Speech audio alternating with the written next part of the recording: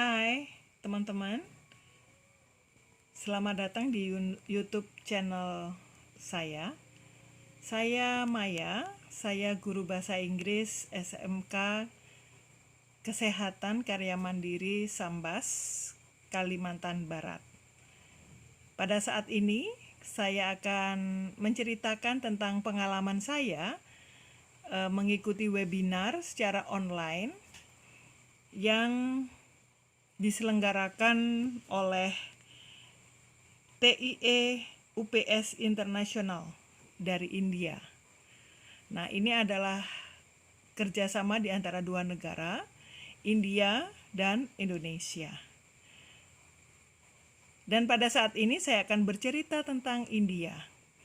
Ketika saya mendengar kata India, satu kata yang saya ingat adalah tokoh. Ada tokoh dunia yang sangat menginspirasi hidup saya, yaitu Mother Teresa dan Mahatma Gandhi. Saya suka sekali quotes-nya dan senang sekali cerita tentang mereka, dan saya berharap ketika saya suatu saat pergi ke India, saya akan mengunjungi Kalkuta, di mana tempat Mother Teresa melayani kaum papa. Nah, teman-teman, pada kesempatan ini saya juga berterima kasih kepada Mr. Raffi yang sudah memfasilitasi semua kegiatan ini. Ya, bagaimana dengan India itu sendiri? Ya, tentu setiap negara mempunyai keunikannya masing-masing. Ya, negara mempunyai keunikannya masing-masing dengan segala perbedaannya, dan dari perbedaan inilah yang membuat hidup atau membuat pengalaman-pengalaman kita akan semakin berwarna. Kalau kita mendengar tentang India, itu ada tarian, lagu, terus ada cerita Ramayana yang dari sana, kemudian ada Taj Mahal, kemudian juga ada bioskop-bioskop ya. Nah, tetapi saya di sini juga akan bercerita tentang kehidupan pendidikannya, atau dari segi pendidikannya ya. Jadi sistem pendidikan India itu yang pertama adalah tingkat SD atau primary, itu kelas 1 sampai 5. Umurnya untuk anak-anak usia 6 tahun sampai 10 tahun. Lalu ada secondary, atau kalau kita SMP ya, itu kelas 6 sampai kelas 10 dengan usia 11 tahun sampai 15 tahun.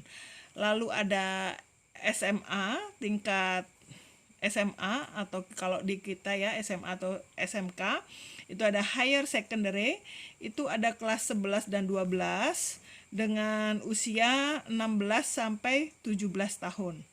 Kemudian ada undergraduate professional, itu kurang lebih 4 tahun. Jadi masa kuliah dengan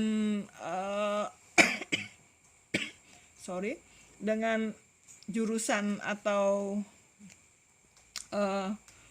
background studi yang berbeda, maksudnya yang bermacam-macam. Kemudian kalau kedokteran itu 5 tahun, kemudian kalau komersil itu kurang lebih 3 tahun ya. Nah, kemudian ada postgraduate, itu 1,5 sampai 2 tahun, mungkin kalau di kita S2 gitu ya. Nah, mengapa India itu yang ditekankan di dalam bidang pendidikan ini, di mana India memiliki universitas nomor 1 di dunia ya, dan juga memiliki sistem pendidikan yang paling tinggi dan banyak sekali, sekitar 800 universitas, 39.000 sekolah tinggi. Nah, itu kurang lebih 20 juta murid. Nah, banyak sekali ya. Dan juga India nomor 4 terbesar itu untuk dosen-dosen, ya. Nah, kemudian bagaimana dengan buku-buku, bagaimana juga dengan buku-buku yang ada di India, ya. Semuanya itu high intellectual capacity to think and write gitu ya. Jadi tidak berupa PPT, dan di sana harganya juga terjangkau daripada di Indonesia. Kadang-kadang buku-buku sulit sulit didapat, dan kadang ada pun mahal ya, dan hampir semuanya itu 100% dalam bahasa Inggris ya, buku-bukunya itu. Nah, lalu kemudian juga salah satu universitas pertama di dunia itu ada di India ya, yaitu Taxila University. Itu dibangun di 700 before Christ ya, sebelum Masehi ya. Nah, dan juga beberapa orang yang berinovasi dengan India, orang-orang India yang mempunyai inovasi, kreativitas, dan leadership yang ada di India ini, ada di dunia, tapi mereka adalah orang-orang India yang berperan aktif gitu ya. Itu juga banyak masuk di dalam Indian education system gitu ya. Kemudian juga beberapa diplomat yang lulusan dari India itu juga menjadi pemimpin-pemimpin di dunia. Kemudian penerima Nobel itu juga banyak sekali dari India. Salah satunya adalah Mother Teresa, salah satu tokoh yang menginspirasi saya yang tadi saya sudah ceritakan. Ya, banyak sekali. Dan kalau kita juga ada bicara tentang kita bicara juga tentang budaya, kemudian juga tentang traveling ya, tempat-tempat wisata itu banyak sekali, dan juga tentang biaya hidup di India. Nah, biaya hidup di India ini 2 juta per bulan atau 24 juta per tahun. Itu kalau kita sekolah di sana ya, itu sudah termasuk akomodasi dan makan 3 kali sehari plus snack. Dengan harga, maksudnya dengan biaya 2 juta tersebut ya. Nah, kemudian juga ada hal-hal lain khususnya untuk visa itu 1.200.000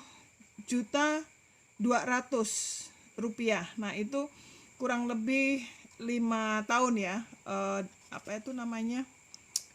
expirednya ya.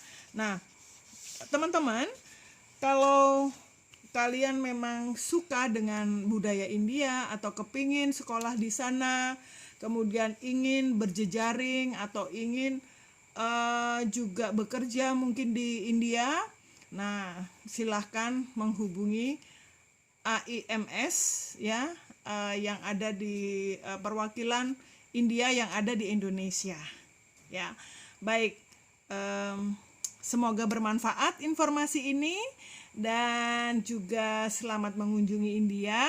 Saya tidak bisa banyak untuk menceritakan semuanya, tetapi sedikit informasi ini saya berharap itu bisa membantu kalian untuk mengenal India lebih dekat lagi.